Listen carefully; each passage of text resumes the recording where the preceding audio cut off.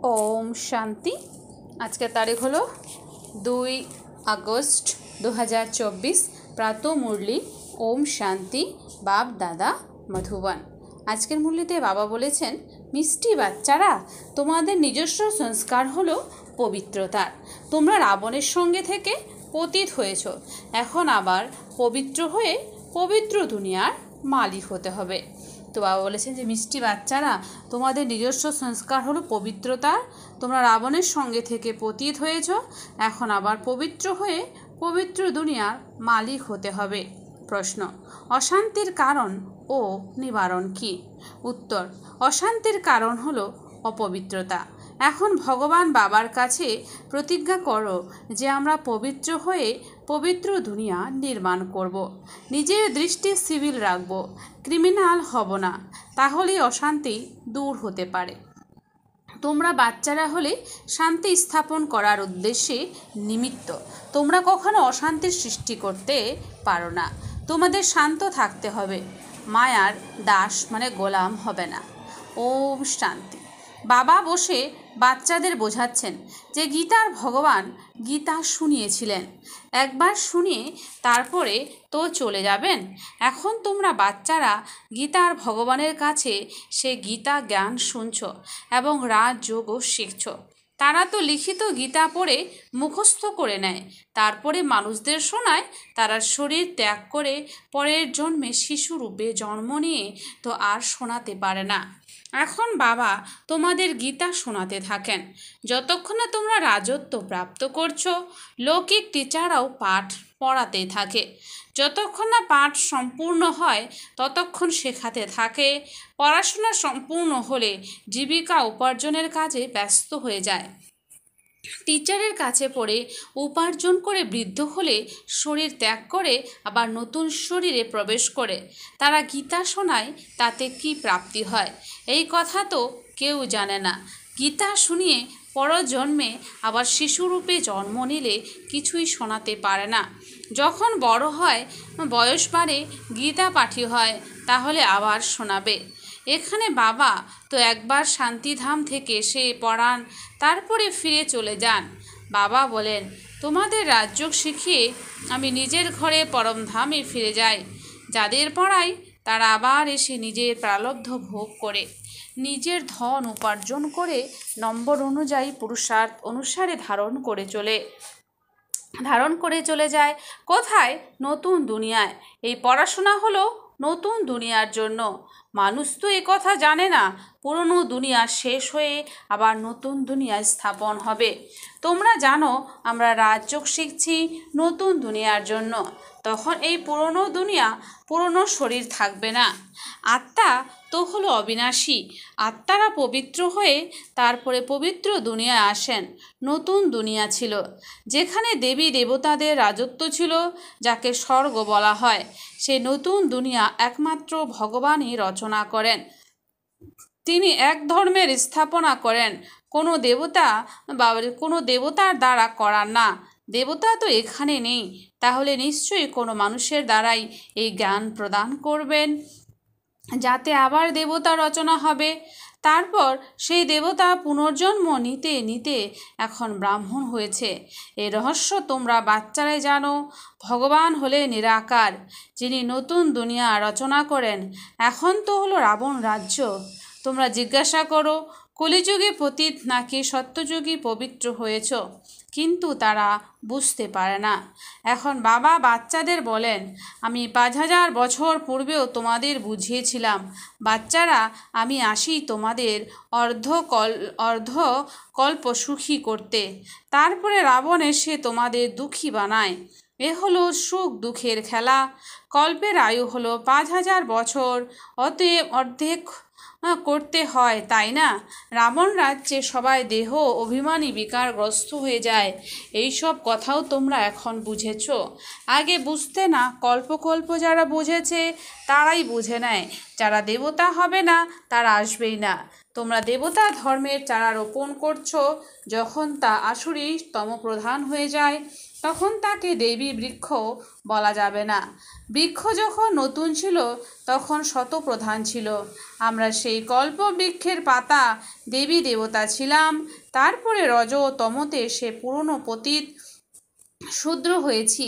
পুরনো দুনিয়ায় পুরনো মানুষরাই থাকবে, পুরনোকে আবার নতুন করতে হয়।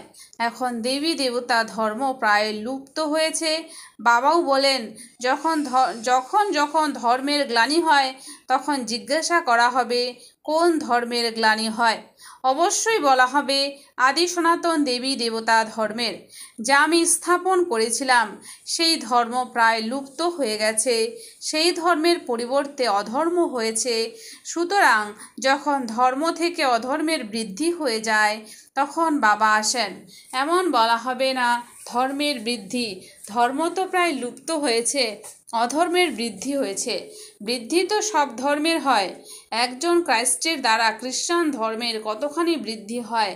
যদিও দেবী দেবতা ধর্ম প্রায় লুপ্ত হয়েছে, পতিত হওয়ার দরুন নিজেরাই নিজের গ্লানি করেছে। ধর্ম থেকে অধর্ম একটি হয়, অন্য সবই ঠিক চলছে। সবাই নিজের নিজের ধর্মে স্থির আছে। যে আদি সনাতন দেবী দেবতা ধর্ম পবিত্র ভাইসলেস ছিল, সেই ধর্মই অপবিত্র হয়ে পড়েছে। আমি পবিত্র দুনিয়ায় স্থাপন করি, যা পতিত শূদ্র হয়ে যায়, অর্থাৎ সেই ধর্মের গ্লানি হয়ে যায়। অপবিত্র হয়ে নিজেরাই গ্লানি করায়, বিকারগ্রস্ত হয়ে পতিতে পরিণত হয়, ফলে নিজেকে দেবতা বলতে পারে না। স্বর্গ বদলে নরকে পরিণত হলো। সুতরাং কেউ আর বাহ অর্থাৎ পবিত্র নেই। তোমরা কতখানি ছিছি অর্থাৎ পতিত হয়েছ। বাবা বলেন, তোমাদের বাহ ফুলে পরিণত করি, রাবণ তোমাদের কাঁটায় পরিণত করে। পবিত্র থেকে পতিত হয়েছ, নিজের ধর্মের অবস্থা দেখতে হবে। আহ্বান করে যে এসে আমাদের অবস্থা দেখো, আমরা কতখানি পতিত হয়েছি, আবার আমাদের পবিত্র করো। পতিত থেকে পবিত্র করতে বাবা আসেন। অতএব পবিত্র হওয়া উচিত, অন্যদেরও পবিত্র করা উচিত। তোমরা বাচ্চারা নিজেকে দেখতে থাকো যে আমরা সর্বগুণ সম্পন্ন হয়েছি। আমাদের আচার ব্যবহার কি দেবতাদের মতন হয়েছে? দেবতাদের রাজ্যে তো বিশ্বে শান্তি ছিল, এখন আবার তোমাদের শেখাতে এসেছি বিশ্বে শান্তি কিভাবে স্থাপন হবে। তাই তোমাদেরও শান্তিতে থাকতে হবে। শান্ত হওয়ার যুক্তি বলেছি, আমাকে স্মরণ করো, তাহলে তোমরা শান্ত হয়ে শান্তিধামে চলে যাবে। অনেক বাচ্চারা নিজেরা শান্ত থেকে অন্যদেরও শান্তিতে থাকা শিখিয়ে দেয়। কে অশান্তি সৃষ্টি করে নিজেরা অশান্ত থেকে অন্যদেরও অশান্ত করে দেয়। শান্তির অর্থ বোঝে না, এখানে আসে শান্তি শিখতে এবং এখান থেকে ফিরে গিয়ে অশান্ত হয়ে যায়। অশান্তি হয় অপবিত্রতা থেকে। এখানে এসে প্রতিজ্ঞা করে, বাবা আমি তোমার কাছ থেকে বিশ্বের বাদশাহী নিতে হবে। আমরা পবিত্র থেকে বিশ্বের মালিক হব নিশ্চয়ই। যেই ঘরে ফিরে যায় মায়া ঝড় তুলে দেয়। এই যেন যুদ্ধ, তাই না? তখন মায়ার দাস হয়ে পতিত হতে চায়। অবলা নারীদের উপরে অত্যাচার তারাও করে, যারা প্রতিজ্ঞা করে আমরা পবিত্র থাকব, কিন্তু মায়ার আক্রমণ হলে প্রতিজ্ঞা ভুলে যায়। ভগবানের কাছে প্রতিজ্ঞা করে আমরা পবিত্র হয়ে পবিত্র দুনিয়ার উত্তরাধিকারে নেব। আমরা নিজের কুদৃষ্টি সিভিল রাখব, কুদৃষ্টি রাখব না, বিকারগ্রস্ত হব না, ক্রিমিনাল দৃষ্টি ত্যাগ করব। তা সত্ত্বেও মায়া রাবণের হার স্বীকার করে। তখন যে নির্বিকারী হতে চায় তাকে বিরক্ত করে। তাই বলা হয় অবলাদের উপরে অত্যাচার হয়, পুরুষ হয় বলশালী, স্ত্রী হয় দুর্বল। যুদ্ধ ইত্যাদিতে পুরুষরা যায় কারণ তারা বলশালী, স্ত্রী হয় কোমল। তাদের কর্তব্য হলো আলাদা। তারা ঘর সংসার সামলায়, সন্তানের জন্ম দিয়ে তাদের লালন পালন করে। এই কথাও বাবাই বোঝান। সেখানে একটি সন্তান হয়, তাও আবার বিকারের কথা নেই। সেখানে একটি সন্তান হয়, তাও আবার বিকারের কথা নেই। এখানে তো সন্ন্যাসীরা কখনো বলে যে একটি সন্তান তো অবশ্যই হওয়া উচিত। ক্রিমিনাল দৃষ্টিযুক্ত ঠক এমন শিক্ষাই দিয়ে থাকে। এখন বাবা বলেন, এই সময় বাচ্চারা কি কাজে লাগবে? যখন বিনাশ সামনে দাঁড়িয়ে আছে সবই তো শেষ হয়ে যাবে। আমি এসেছি পুরনো দুনিয়ার বিনাশ করতে। সেসব হলো সন্ন্যাসীদের কথা, তারা তো বিনাশের কথা জানে না। তোমাদের অসীম জগতের পিতা বোঝাচ্ছেন এখন বিনাশ হবে, তোমাদের সন্তান উত্তরাধিকারী হতে পারবে না। তোমরা ভাবো আমাদের বংশের উত্তরাধিকারী থাকবে, কিন্তু পতিত দুনিয়ার কোনো চিহ্নই থাকবে না। তোমরা বোঝো যে আমরা পবিত্র দুনিয়ায় ছিলাম, মানুষও স্মরণ করে, কারণ পবিত্র দুনিয়া পার হয়েছে, যাকে স্বর্গ বলা হয়। কিন্তু এখন তমপ্রধান হওয়ার জন্য বুঝতে পারে না, তাদের দৃষ্টি হয়েছে ক্রিমিনাল। একেই বলা হয় ধর্মের গ্লানি ইত্যাদি। আদি সনাতন বাবা বলেছেন একে বলা হয় ধর্মের গ্লানি। আদি সনাতন ধর্মে এমন কথা হয় না। আহ্বান করে পতিত পাবন এসো, আমরা পতিত দুঃখী হয়েছি। বাবা বোঝান আমি তোমাদের পবিত্র বানাই, কিন্তু মায়া রাবণের প্রভাবে তোমরা পতিত হয়েছ। এখন আবার পবিত্র হও, কিন্তু মায়ার যুদ্ধ চলতে থাকে। বাবার কাছে স্বর্গের অধিকার প্রাপ্ত করার পুরুষার্থ করছিল, কিন্তু যদি আবার মুখ কালো করো অর্থাৎ বিকারগ্রস্ত হও, তাহলে স্বর্গের উত্তরাধিকার পাবে কিভাবে? বাবা আসেন সুন্দর বানানোর জন্য। দেবতারা যারা সুন্দর ছিলেন তারাই শ্যাম দেবতাদের ওই শ্যাম বর্ণের শরীর দেখানো হয়। ক্রাইস্ট, বুদ্ধ ইত্যাদিকে কখনো কালো দেখেছ? দেবী দেবতাদের চিত্র কালো বানানো হয়। যিনি সকলের সদ্গতি দাতা, পরমপিতা পরমাত্মা, সর্বজনের পিতা, যাকে বলা হয় পরমপিতা পরমাত্মা এসে লিবারেট করো, তিনি কালো হতে পারেন না। তিনি তো হলেন সদা সুন্দর, এবার পিওর। কৃষ্ণ তো অন্য দেহ ধারণ করেন, তবুও তিনি পবিত্র, তাই না? মহান আত্মা দেবতাদেরই বলা হয়, কৃষ্ণ তো হলেন দেবতা। এখন কলিযুগে মহান আত্মা কোথার থেকে আসবে? শ্রীকৃষ্ণ তো সত্যযুগের প্রিন্স ছিলেন, তারা দিব্য গুণ ছিল। এখন তো দেবতা ইত্যাদি কেউ নেই। সাধু সন্ন্যাসী পবিত্র হয়, কিন্তু পুনর্জন্ম হয় বিকার দ্বারা, তারপর সন্ন্যাস ধারণ করতে হয়। দেবতারা সর্বদা পবিত্র থাকেন। এখানে রাবণের রাজ্য, রাবণের 10টি মাথা দেখানো হয়, 5টি স্ত্রীর, 5টি পুরুষের। তোমরা এই কথাও বুঝেছ 5 বিকার প্রত্যেকের মধ্যে আছে। দেবতাদের মধ্যে আছে এমন বলা হবে না, ওটা হলো সুখধাম। সেখানেও যদি রাবণ থাকতো তাহলে দুঃখধাম হয়ে যেত। মানুষ ভাবে দেবতাদেরও সন্তান জন্ম হয়, তারাও হলেন বিকারী। তো বিকারী দুনিয়ার মানুষ ভাবে দেবতাদের সন্তান জন্ম হয়, তারা হচ্ছে বিকারী। তারা এই কথা জানে না যে দেবতাদের জন্য গাওয়া হয় সম্পূর্ণ নির্বিকারী, তাই তো তাদের পূজা করা হয়। সন্ন্যাসীদেরও মিশন হয়, শুধুমাত্র পুরুষদের সন্ন্যাস ধারণ করিয়ে মিশন বানানো হয়। বাবা যদিও প্রবৃত্তি মার্গে নতুন মিশন তৈরি করেন, যুগলকে পবিত্র করেন, তারপরে তোমরা গিয়ে দেবতা হবে। তোমরা এখানে সন্ন্যাসী হতে আসনি, তোমরা এসেছো বিশ্বের মালিক হতে। তোমরা বাবার কাছে এসেছি বিশ্বের মালিক হতে, সন্ন্যাসী হতে নয়। তারা তো আবার গৃহস্থে জন্ম নেয়, তারপরে সংসার থেকে বেরিয়ে যায়। তোমাদের সংস্কার হলোই পবিত্রতার। এখন অপবিত্র হয়েছ, আবার পবিত্র হতে হবে। বাবা পবিত্র গৃহস্থ আশ্রম তৈরি করেন। পবিত্র দুনিয়াকে সত্যযুগ, পতিত দুনিয়াকে কলিযুগ বলা হয়।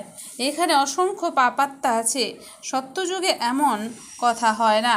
বাবা বলেন যখন যখন ভারতে ধর্মের গ্লানি হয়, অর্থাৎ দেবী দেবতা ধর্মের আত্মারা পতিত হয়ে নিজেদের গ্লানি করায়, তারা বলেন আমি তোমাদের পবিত্র করি, তারপরে তোমরা পতিত হও, অকাজের হয়ে যাও। যখন এমন পতিত হও তখন আবার পবিত্র করার জন্য আমাকে আসতে হয়। এই ড্রামার চক্র ঘুরতেই থাকে। স্বর্গে যাওয়ার জন্য দিব্য গুণ থাকা উচিত, ক্রোধ থাকা উচিত নয়। ক্রোধ আছে অর্থাৎ তাকে অসুর বলা হবে। খুবই শান্তচিত্ত অবস্থা হওয়া উচিত। ক্রোধ থাকলে বলা হবে এর ভেতরে ক্রোধরূপী ভূত আছে। যার মধ্যে কোনো রকম ভূত রয়েছে সে দেবতা হতে পারবে না। বলছে যার মধ্যে কোনো রকম ভূত রয়েছে সে কোনোদিন দেবতা হতে পারবে না, নর থেকে নারায়ণ হতে পারবে না। দেবতারা হলেন নির্বিকারী, যথা রাজারানী তথা প্রজা সবাই নির্বিকারী। ভগবান বাবা এসে সম্পূর্ণ নির্বিকারী বানান। আচ্ছা, মিষ্টি মিষ্টি হারানিধি বাচ্চাদের প্রতি মাতা পিতা বাপ দাদা স্মরণে স্নেহ সুমন আর সুপ্রভাত। আত্মাদের পিতা তার আত্মারূপী বাচ্চাদেরকে জানাচ্ছে নমস্কার। আমরা সমস্ত আত্মারূপী বাচ্চারা জানাই মাতা পিতা বাপ দাদাকে স্নেহ সুমন আর নমস্কার। ধারণার জন্য মুখ্য সার। 1 নাম্বার, বাবার কাছে পবিত্রতার প্রতিজ্ঞা করেছ, তাই নিজেকে মায়ার আক্রমণ থেকে বাঁচাতে হবে। বাবা বলছে যে বাবার কাছে পবিত্রতার প্রতিজ্ঞা করেছো, তাই নিজেকে মায়ার আক্রমণ থেকে বাঁচাতে হবে। কখনো মায়ার দাস হবে না, এই প্রতিজ্ঞা ভুলবে না, কারণ এখন পবিত্র দুনিয়ায় যেতে হবে। 2 নাম্বার, দেবতা হওয়ার জন্য আন্তরিক অবস্থা খুবই শান্ত বানাতে হবে। দেবতা হওয়ার জন্য নিজের আন্তরিক অবস্থা খুবই শান্ত বানাতে হবে। কোনো রকম ভূতকে প্রবিষ্ট হতে দেবে না, কোনো রকম ভূতকে প্রবিষ্ট হতে দেবে না। দিব্য গুণ ধারণ করতে হবে। বরদান, ফরিস্তা স্বরূপের স্মৃতির দ্বারা বাবার ছত্রছায়ার অনুভবকারী বিঘ্নজিৎ ভব। ফরিস্তা স্বরূপের স্মৃতির দ্বারা বাবার ছত্রছায়ার অনুভবকারী বিঘ্নজিৎ ভব। স্পষ্টীকরণ, অমৃত বেলায় ঘুম থেকে ওঠার সাথে সাথেই স্মরণ করো যে আমি হলাম ফরিস্তা। অমৃত বেলায় ঘুম থেকে ওঠার সাথে সাথেই স্মরণ করো যে আমি হলাম ফরিস্তা।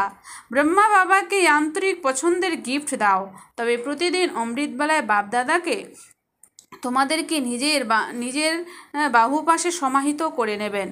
অনুভব করবে যে বাবার বাহুর মধ্যে অতীন্দ্র সুখে দুলছি। যে ফরিস্তা স্বরূপে স্মৃতিতে থাকবে, তার সামনে কোনো পরিস্থিতি বা বিঘ্ন এলেও বাবা তার সামনে ছত্রছায়া হয়ে যাবেন। তাই বাবার ছত্রছায়া বা ভালোবাসার অনুভব করার জন্য বিঘ্নজিৎ হও। স্লোগান, সুখ স্বরূপ আত্মা স্বস্থিতির দ্বারা পরিস্থিতির উপরে সহজেই বিজয় প্রাপ্ত করে নেয়। সুখ স্বরূপ আত্মা স্বস্থিতির দ্বারা পরিস্থিতির উপরে খুব সহজেই বিজয় প্রাপ্ত করে নেয়। আচ্ছা, ওম শান্তি। ধন্যবাদ বাবা আজকের এই সুন্দর মিষ্টি মৌলির জন্য।